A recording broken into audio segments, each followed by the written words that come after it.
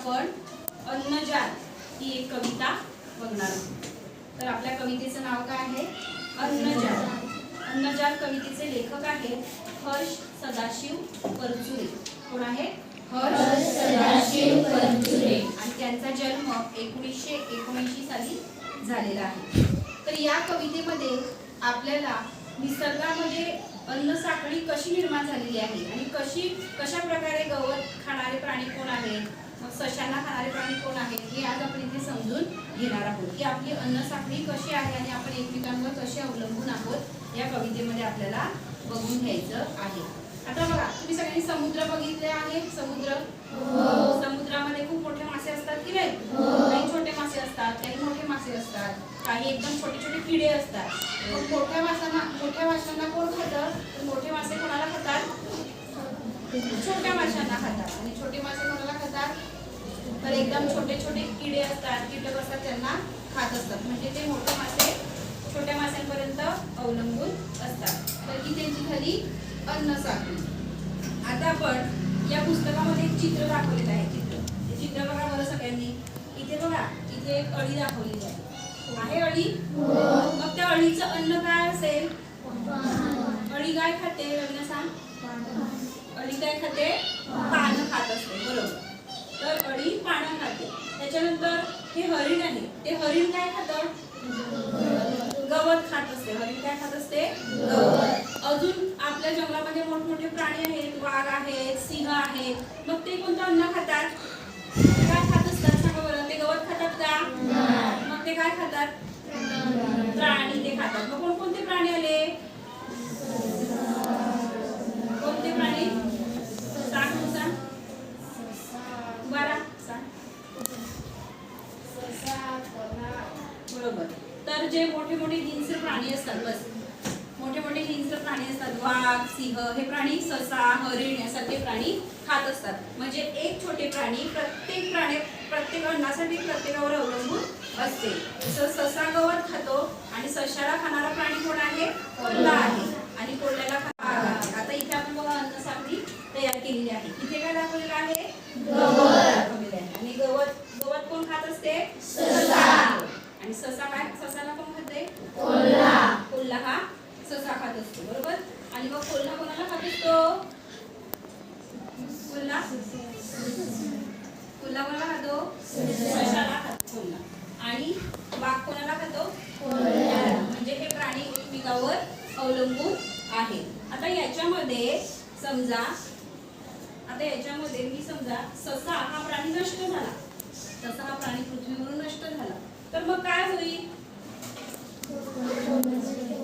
कोण नष्ट होईल? कोल्हा ह्या प्राण्यांची, कोल्हे प्राणी नष्ट होऊन जातील। आणि कोल्हा जर नष्ट झाला तर मग पुढे काय होईल?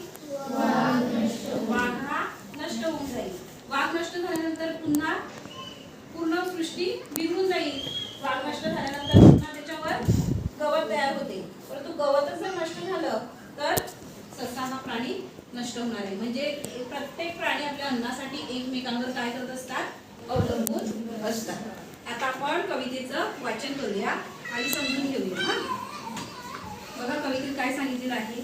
कडीस जोडुनी दुजा कडीला, मनुष्य बनविते साखळीला, जरी तोडले त्यात मधल्या कडीला, तरी भंगुनी जाई संपूर्ण मला।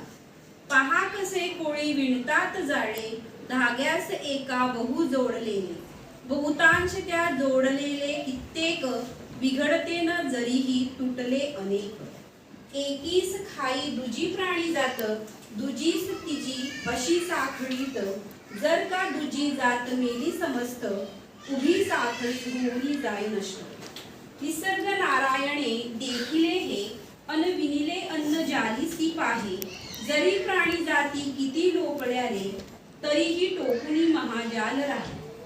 तगले असे की महाजाल रेते, तरीही जाणा ते क्षीण होते, मारित जाता बहु प्राणी जाती, तुटोनी संपेल ते जाल पुरते। तर या कवितेत आता आपण एक एक कडव्याचं स्पष्टीकरण करूया। हा इथे सांगितलेलं आहे की कडीस जोडणी दुजा कडीला, मनुष्य बनवितेस साखळीला, तरी जरी तोडिले त्या मधल्या कडीला, तरी भंगुनी जाई संपूर्ण मला। बघितलेली आहे? मण्यांची माळ बघितली आहे ना? ती मण्यांची माळ प्रत्येक मणी त्याच्यामध्ये काय झालेला असतो, असा गुंफलेला असतो, बरोबर? त्याच्यातला एक मणी जरी आपण काढला व तुटला एक मणी तर काय होईल? ती पूर्ण माळ आपली काय होऊन जाईल? काय होऊन जाईल? नष्ट. नष्ट म्हणजे तुटून जाईल. काय होऊन जाईल? तुटून जाईल. किंवा तुम्ही अशी साखळी बघितली, साखळी अशी कशी असते? ती साखळी अशी एकमेकांना जोडलेली असते की नाही साखळी? त्यातली एक कडी जरी निघाली तर काय होऊन जाईल? साखळी आपली तुटून जाईल. म्हणून या कडव्यामध्ये असं सांगितलेलं आहे की जरी तोडले त्या मधल्या कडीला तरी भंगुरी जाईल संपूर्ण माला. म्हणजे आपली माला काय होऊन जाईल? ती तुटून जाईल, नष्ट होऊन जाईल. आता पुढे बघा. पहा कसे कोळी विणतात जाळे, धाग्यास एका बहु जोडलेले, बहुतांश त्या जोडलेले कित्येक, बघते न तरीही तुटले अनेक. आता या चित्रामध्ये एक आपल्याला कोणतरी प्राणी दाखवले, छोटासा कीटक आहे. या कीटकाचं नाव काय? हात वर करून सांगा बरं, कोण सांगेल? कोणाला माहितीये? हा सांग. कोळी. याला आपल्या बोलीभाषेमध्ये काय सांगतात? शितोडा सांगतात. इंग्लिश मध्ये याला स्पायडर सांगतात आणि हिंदीमधून मकडी सांगतात. तर हा जो कोळी हा कीटक आहे तो काय करतो?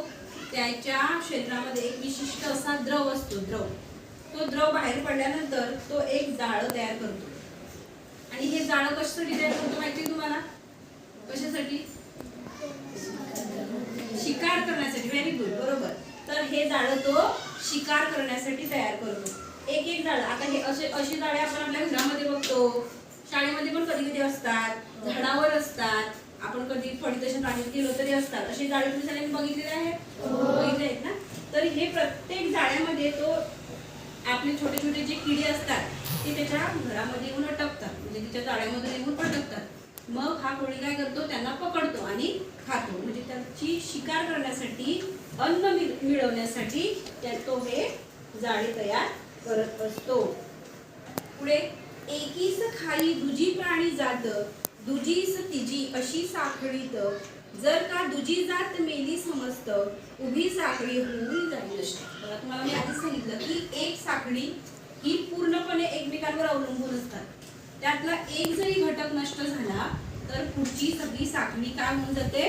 नष्ट होऊन जाते. समजा गवत पूर्णपणे पृथ्वीवर नष्ट झालं तर पुढे साखळी वाढेल का? ती जाईल का? नाही. तर ससे काय करणार? मग ससे उपाशीच राहतील आणि मरून जाते. म्हणून साखळी आपली काय होऊन जाणार आहे? नष्ट होऊन जाणार आहे. निसर्ग नारायणे देखिले हे, अन विणले अन्न जाळीसी पाहे, जरी प्राणी जाती किती लोपल्या रे, तरीही टिकोनी महाजाल राहे. बघा, तर निसर्गाने असं मोठं वर्णन केलेलं आहे. निसर्गाने असं चक्र तयार केलेलं आहे की कितीही संकटे आली तरी ते तुटू शकत नाही. परंतु हे तुटेल. कधी तुटेल? जेव्हा पृथ्वीवरील माणूस शिकार करण्याचं बंद करेल. पृथ्वीवरील माणसासाठी काय करतात? शिकारी करतात, प्राण्यांना मारतात, पक्ष्यांना मारतात. म्हणून काय होते? पुढे काय होणार आहे? तगले असे की महाजाल रेते, तरीही जाणा ते क्षीण होते, मारित जाता बहुप्राणी जाती, तुटोनी संपेल ते जाल पुरते. बघा, जर भविष्यामध्ये माणसं जर जंगलात जाऊन शिकार करायला लागले, पक्षी, पाखरू वगैरे सस्यांसारखी प्राण्यांची शिकार करायला लागले, तर एक ना एक दिवस ही सगळी साखळी काय होऊन जाणार आहे? नष्ट होऊन जाणार आहे. म्हणून कुठेतरी आपल्याला त्याच्यावर काय करायचं आहे? बंदी आणायची आणि सांगायचं आहे की जंगलातील प्राण्यांची शिकार करू नये, जेणेकरून आपले हे अन्नजाल आहे हे असंच भविष्यामध्ये टिकून राहिलेलं पाहिजे. अशी ही कविता हर्ष सदाशिव परचूर यांनी लिहिलेली आहे. ते लेखक आहेत. आता तुम्हाला याच्यावर स्वाध्याय द्यायचा आहे, सोडवायचा आहे. तर स्वाध्याय सगळ्यांनी लिहून घ्या बरं. याच्यामध्ये बघा, चुकीचे विधान शोधायचं आहे आणि तुमच्या वहीमध्ये तुम्हाला हे सोडवायचं आहे. याच्यामध्ये स्वाध्यायामध्ये तुम्ही सोडवतील का? एकदा कवितेचं पूर्ण वाचन करायचं आणि स्वाध्याय पण सोडवायचा आहे.